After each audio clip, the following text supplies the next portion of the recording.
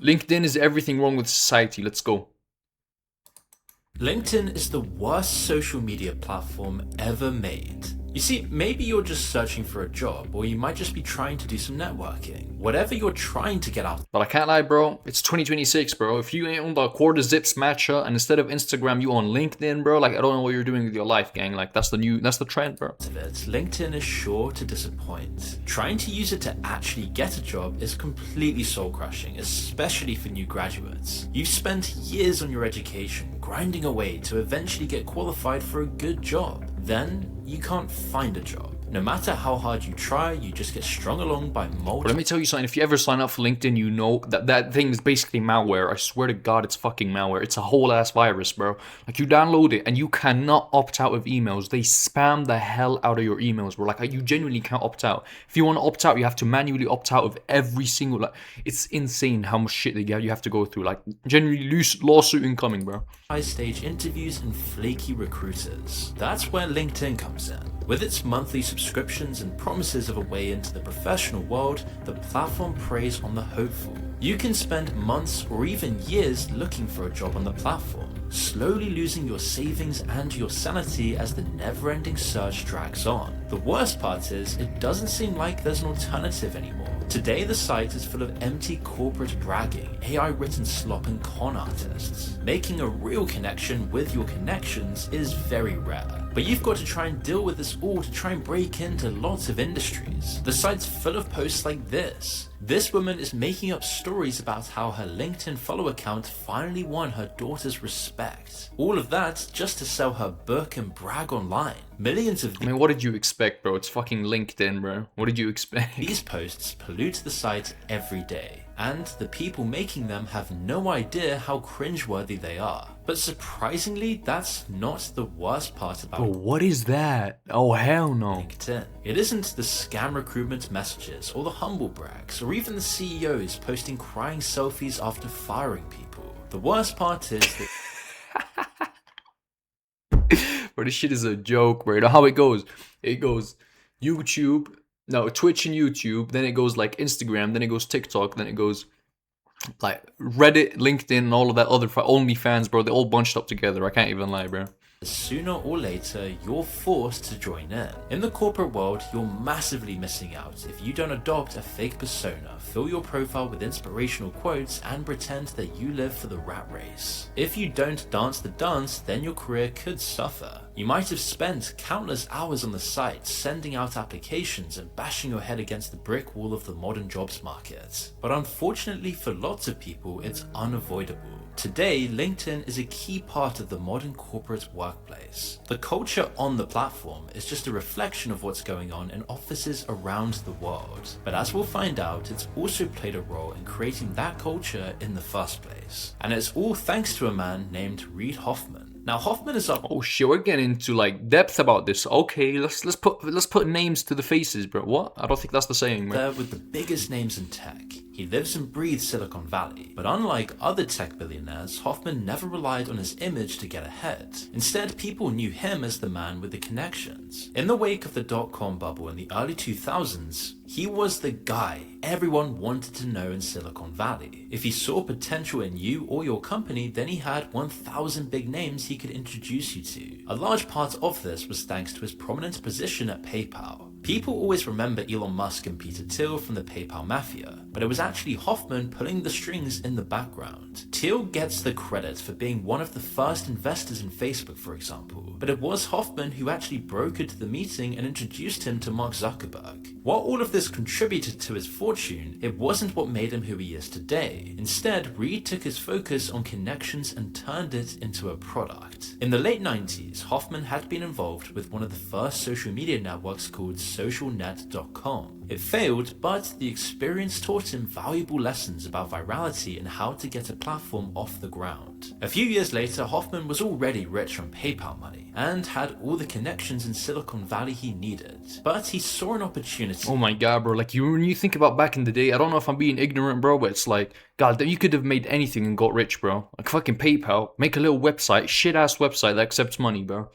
and you're a billionaire. Like, are we dead ass, bro? Like, oh, I don't know if I'm being ignorant right now, but it was so much easier back in the day, bro. While other entrepreneurs were busy messing around with generic social networks, he was going to create one for the corporate world. When it launched in 2003, LinkedIn was very simple. It was basically a way for you to put your resume online and connect it to other people. Hoffman wasn't even the first to think of the idea, but his connections and business sense meant he had the head start he needed. He had a two-stage plan for growth, which he later explained in a 2014 interview with Sam Altman. The first part revolved around getting the very first users on board. For this, Hoffman could just use his growing Silicon Valley connections. How did you get the first million or even the first 1,000 users for LinkedIn?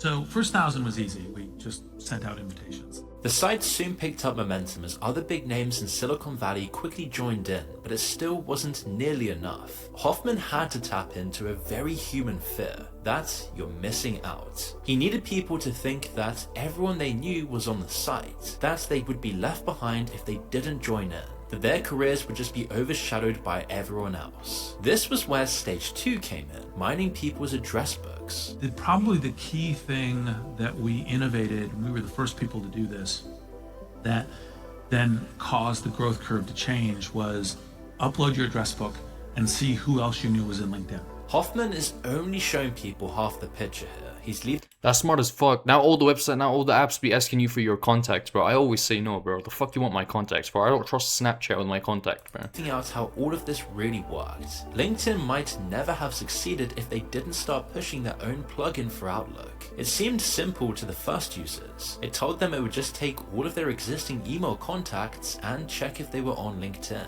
Then the site would ask users if they wanted to invite other people. It was deliberately vague, making it seem like they could already be on the site and that you were just sending a friend request. Instead though, people would accidentally send out mass emails to the whole address book inviting them all to LinkedIn. Even though it did take around 3 emails on average for someone to join the platform, the sheer volume of invitations was enough and LinkedIn grew like a weed.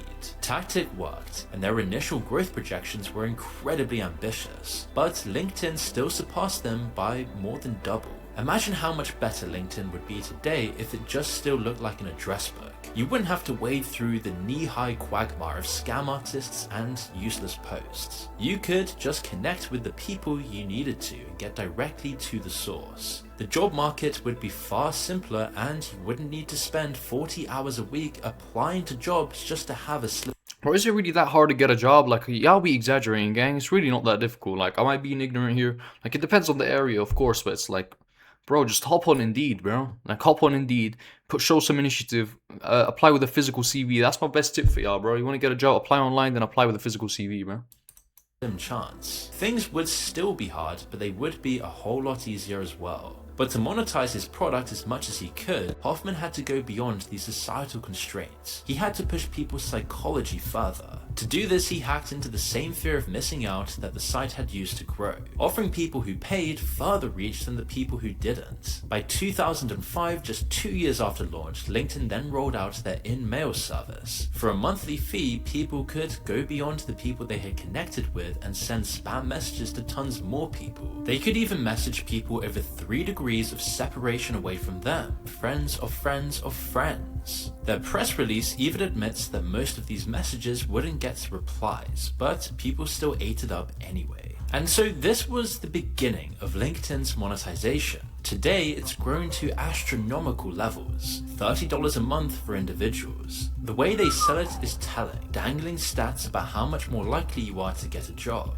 Really? Bro, who's paying for a LinkedIn subscription, bro? Like, goddamn, bro. Like, you dumb as hell. You don't deserve that money. I think that the owner deserves it more than you do, bro. If you have a job, you don't need the subscription, so it's in their interest to keep you searching. Over time, LinkedIn would slowly create higher tiers and more ways for people to do this, adding in premium plus accounts, business. Like, you really think you're gonna go to McDonald's and they're gonna be like, yeah, we saw you had the premium company page on LinkedIn. Like, bro, no, that's as a matter of fact, that reduces your IQ. You instantly are dumb as hell, bro. Accounts. All sorts of layers and artificial restrictions in the way of what the site used to do for free. It's just the classic startup strategy. Start out with a good system supported by investor cash, then make it worse while squeezing the user base for money once you've got them hooked. LinkedIn grew fast, so Hoffman could start this process quickly. first to 1,000, then to 1,000,000, then quickly to 100 million users in the space of a few years. But even at this early stage, LinkedIn was already starting to embrace ideas from other social media platforms. In 2007, for example, they began to build infrastructure for people to upload professional photos for their profiles. It was a small and necessary step for the site, but it still watered down the initial goal of LinkedIn, being solely dedicated to making business connections. Pictures of smiling professional people helped create the impression that LinkedIn was popular and worth joining, while slightly lowering the amount of actually useful information on the site. Later in 2012, LinkedIn pivoted away from connections almost entirely. They then began letting people follow other accounts just like Twitter. At first, it was just for a few select people like big CEOs or politicians. They could also make their own posts talking about personal stories, or their tips for business, or whatever else was on their mind. But pretty soon, it extended to everyone. People were pushed towards treating the site like a sanitized corporate version of Twitter. Bro, wait till they add reels. I swear they do, bro. Do they actually have? I'm pretty sure they actually do. Actually, they have like shorts on there. Oh my days, bro. Imagine doom scrolling on LinkedIn, bro. You are goofy. That same year, they also let people add more pictures, videos, and other personal branding onto their profiles. The platform was now starting to look a lot more like Instagram and Twitter. The reasons were obvious. Like other social media sites, engagement was king for LinkedIn, and they wanted people spending as much time on the platform as possible. This meant hiding the old, bare-bones professional parts of the site, replacing it with more content and visual elements instead. The incentives of getting rewarded with actual benefits like professional connections and job offers quickly moved onto the site itself. No longer was this about getting rewarded with actual benefits like professional connections and job offers. Soon enough, it wasn't just about chasing that key introduction with an influential person like people had done in real life. Rather, the incentive was now about gathering likes and followers and online clout. LinkedIn had created a parallel dimension to the workplace, a more liquid corporate world where your false... Damn, that's interesting, bro. It's so weird. It's such a different world. Like these like big tech people, you know what I'm saying? They live in such a different world, like Silicon Valley. Like it's insane, bro. Like the way they think, bro. The way they're trying to get funding, the way they have to look legitimate, the way they like gather people, what makes a company. Like it's so different, bro. Like understanding how money actually works, bro. And I'm not talking about millions. I'm talking about billions, bro. Like that's a different world. You gotta really be like around that, bro. Corporate persona becomes your entire identity.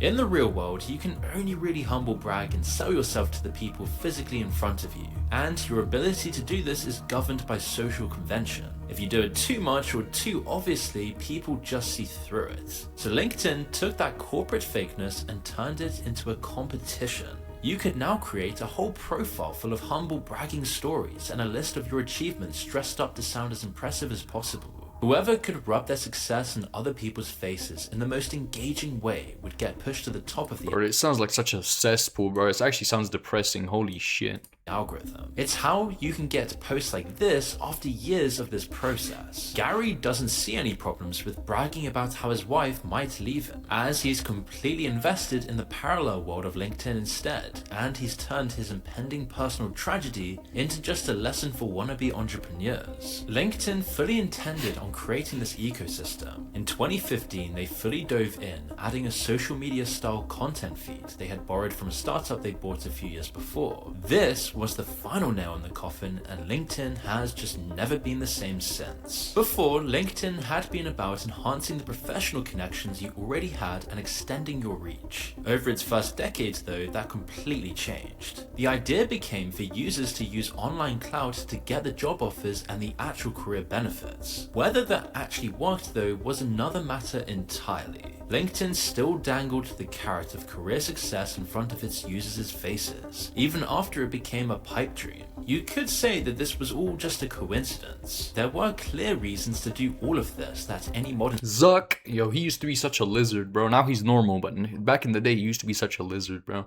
You already know he licks his eyeballs, gang. Like, tech company could recognize. Engagement equals profit when you're running ads and trying to get people to sign up to monthly fees. Plus, LinkedIn users are some of the most profitable users out there. Lots of people are happy to spend vast amounts of money as business expenses, and LinkedIn charges massive amounts for recruitment features. So why not try and create an ecosystem full of engaging content, rather than just an address book and a bunch of dry CVs? But it wasn't just profit. Reid Hoffman knew that changing and improving the very nature of the workspace would make LinkedIn an essential part of the modern corporate world. What I'm most interested in is how do we essentially make products that make us much better as a group, both better for us individually and better for the system. Reid had already tried to make a social network and failed, but with LinkedIn he could slowly build the user base, then add in the social media infrastructure later on to squeeze even more money out of it. Once it gained momentum, it would achieve his goals of improving people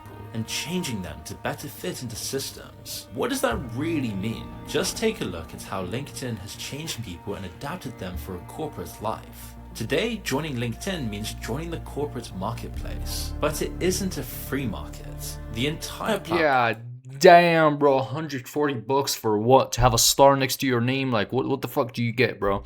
I better get, like, Sam Altman himself come and fucking, like, bro, what is this shit, bro? Platform is designed to be as good for employers as possible, while also taking as much of the power away from employees as possible. Searching for a job on LinkedIn is soul crushing because of how it's set up. You might get tons of messages at first, but 99% of them aren't going to be relevant or trustworthy. Instead, they'll be from recruiters sending messages to thousands of people. They might not be hiring for your location, they might not be hiring for your actual job title, it just doesn't even matter. They only want information and maybe to hack your account if they're particularly malicious. With all their money and power over their own platform, LinkedIn could easily crack down on this, but they don't, maybe because it increases engagement and keeps people coming back to the site. 17 billion in 1 year. Bro, how many idiots are buying premium, bro? Like, are we dead ass? Like, there's 100 million people who are signed up to this shit. Like, where do they live, bro? So I can stay as far away from them as possible, bro.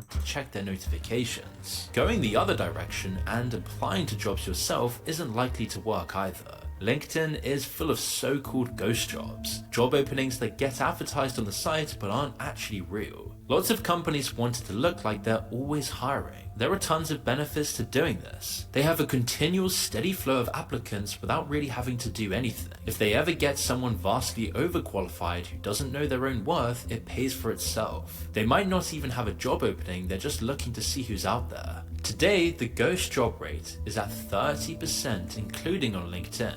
In some industries, it's double that. So depending on your job, over half of the applications you spend days working on aren't actually going anywhere. We're not built to deal with these levels of rejection, constantly banging your head against the wall with no reward. But going through this process better conditions you for corporate life. Lots of these problems aren't unique to LinkedIn though. They just make the situation on the site that much worse. The real problem that LinkedIn creates is based on what it rewards and how it forces people to portray themselves. Creating a good profile on LinkedIn is much more similar to making a dating app profile than to writing a CV. To stand out on the platform today, you need to maximize the visual appeal. Yeah, I'm 6'5", by the way. 6'5", bro. Is that gonna get me the job, bro? Like, are we dead ass? People add insane job titles, dressing up their actual experience to look amazing, with as many big corporate buzzwords as possible. The amount of job posts you make, the hashtags you include, and the reach they have are far more important. Bro, I see that a lot with, like, our space, bro. The influencer space, the YouTuber space. Like, on LinkedIn, you know what I'm gonna call myself if I ever signed up to that disgusting platform. You know what I would call myself, bro? I would genuinely be like, wizard at influencing the mind of the youth. That's what I would call myself. That's what I would call this, bro. Like, bro, I would be waffling out here, bro.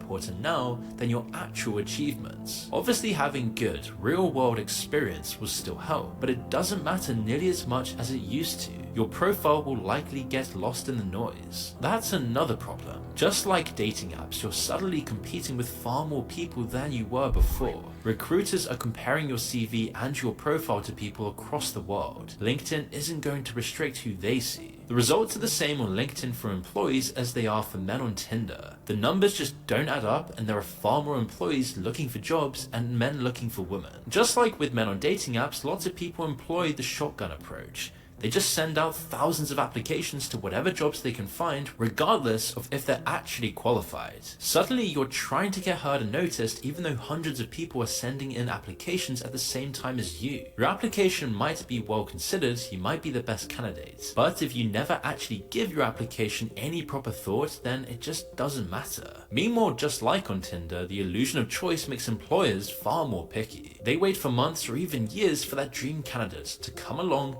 ignoring all the real people who try to apply. Through all this rejection and all this useless work, people looking for a job still have to keep up this illusion. They have to pretend to employers that they're happy and positive and so incredibly excited to work in such a fast-paced, innovative company. It's just the same performance that people have done in offices around the world for years. But now LinkedIn has made it a 24/7 process. Don't believe me? People even have to keep up the performance after they've lost their jobs. Just have a look at some of these posts made after Meta fired 11,000 employees in 2022. They'll talk about how Holy shit, 11,000 people. Damn. amazing Meta was despite just being fired. They'll say how grateful they were for their time at the company. They might talk about the overwhelming outpouring of support. Lots of them will post pictures of their dog or their children, another way that Instagram culture has leaked in. They all read out exactly the same way, and that's kind of the point. It's all a performance they're being forced to play out, just to advertise they're looking for a job again. At the same time, companies couldn't care less about how they fire people. They'll lay off thousands with pre-recorded video messages or emails. Some employees have only found out after their security keys stopped working on the doors. This is the final effect That's of so insane, bro. Like, not even having a heads up. Like, genuinely, your life is just flips on its head in one day, bro. That's kind of insane. But at the same time, it's the consequence of a free market, you know? Once AI does it better, you're gone, bro. LinkedIn and the reason why it's so malicious to people's sense of self-worth. Before, being fired was the opportunity to finally leave the corporate performance behind. You could let loose, take a deep breath, and for at least a little while be yourself. But today, you have to keep up the facade. You gotta keep on sucking on Mark Zuck's bosom, bro. You know what I'm saying? The show Man. must go on, and you need to make these kinds of posts, all while having the knowledge that the terrible process of the job hunt is waiting for you around the corner. LinkedIn is only going to get worse. Now AI has made the platform even more full of spam. Anyone can get ChatGPT to write an emoji-filled post about synergy in the workplace, and LinkedIn will spread that slop to thousands of people. Meanwhile, LinkedIn is hoovering up all the posts and data to train their own AI models, including all the information you put on the site about yourself. If you don't want that happening, you need to leave now. Now, you should do whatever it takes to succeed, but at the same time, giving in and going along with this modern corporate performance isn't truly necessary. To keep yourself sane and to keep some part of you alive, Sponsor? you can't give yourself completely to the Okay, I thought it was a sponsor, bro. Anyways, boys, man, that'll be video. I'll link his channel in the description. And man, yeah, just stay away from that shit. Honestly, it rots your brain, bro. Try being an owner of something. Try starting something for yourself, bro. Like, you don't want to be in this rat race forever, gang. Like, that's what LinkedIn is. Just basically dedicate your entire life for that rat race, man. But anyway, subscribe, boys. I post videos like this every day, and you already know, man.